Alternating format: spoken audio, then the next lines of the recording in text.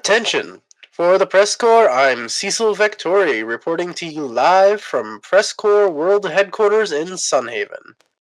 We interrupt this broadcast to bring you the latest news from the Siva Valley conflict.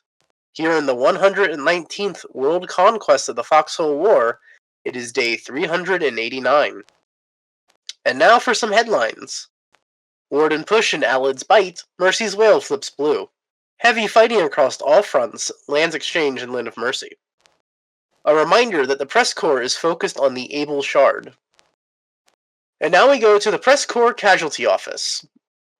The PressCorps Casualty Office, as of day 389, reports that 3.89 million casualties have occurred in this war.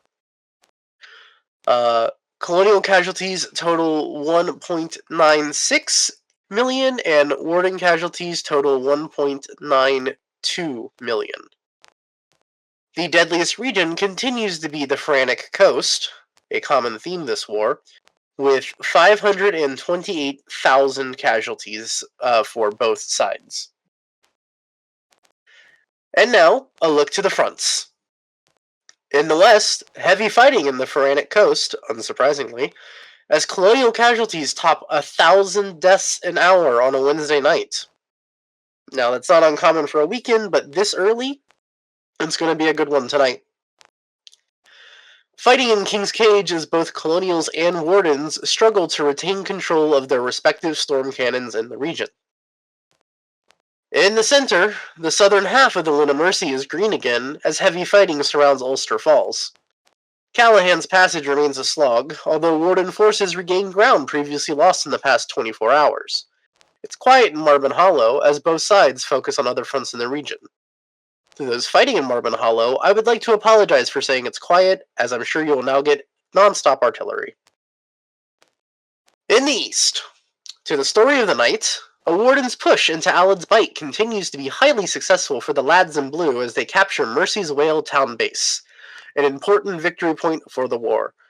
The capture was just made hours ago, so lines are still in flux, and the evening rush of players could bring about more changes.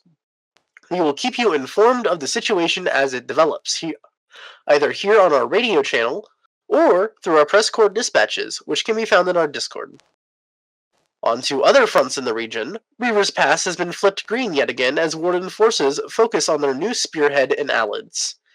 The clash remains mostly silent, with only rearguard forces from both sides holding the already well-established territory in the region. The Fingers remains blue, all except for the Captain's Dread Relic Base, presumably taken by colonial naval forces sometime in the past few hours.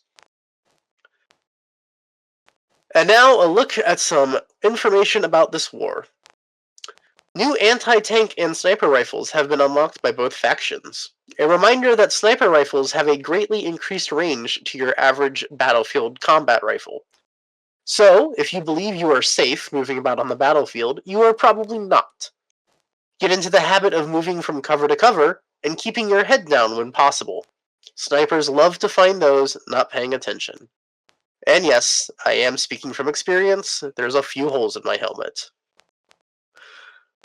Colonial emplaced 150mm artillery has been spotted on the fields of Raqqa. A reminder that 150mm artillery pieces are massive shells, capable of deforming the ground and destroying nearly anything with continued bombardment. Infantry are cautioned to take extra care when moving around on the battlefield and stay in trenches and fortifications as much as possible. Artillery does not discriminate. And now a look to the PressCorps' SWRD service. SWRD, or Super Weapons Readiness Dispatch, is our method of tracking super weapons on the continent of Raqqa.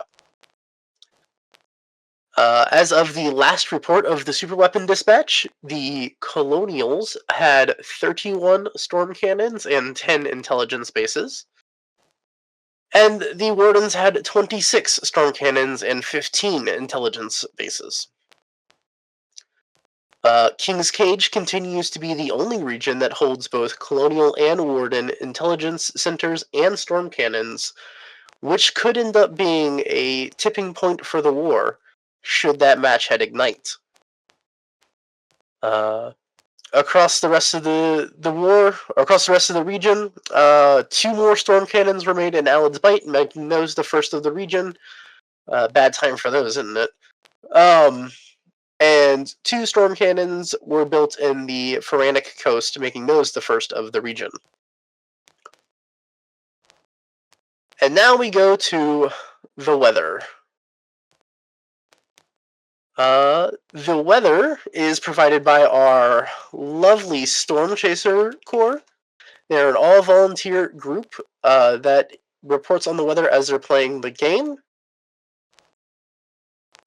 As of last report, it looks like we have the possibility of rain in Allod's Bight, which could be interesting given the current pushes in the region, and the possibility of rain in Reaver's Pass. Obviously, we run off of player-submitted reports in our volunteer service, so we may not always be the most up-to-date, but these are our most recent changes, so if you would like a more up-to-date forecast, please join the Storm Chaser Corps and help us out. And now for a bit of community news. The PressCorps has opened up applications for our regimental advertisements. Do you want to spread awareness of who you are? Join the PressCorps Discord to make a submission, and we'll handle the rest. The PressCorps reminds you to blink. Blink your eyes, and keep blinking them. Don't forget the 20-20-20 rule. Every 20 minutes, look away from your computer screen and look at something 20 feet away for 20 seconds. Preferably something outside. Doing so will help reduce eye strain and keep you fighting, building, and hauling for longer. Trust me, folks, you will want to do this. I have glasses. Guess where they come from? For the PressCorps, I'm Cecil A Vectori. Thanks for tuning in. The PressCorps is an all-volunteer creative collective of reporters, broadcasters, artists, and more from the MMO video game Foxhole, developed by Siege Camp. Our mission is to engross our audience in and amplify the stories of this unique war ecosystem. The PressCorps was founded in 2018 by former Planetside 2 Radio Free Auraxis host, CaptainInArms. It is a separate community entity and is not officially representative of Siege Camp. For more information, visit our website at PressCorpsGaming.com. That's PressCorps Gaming.com.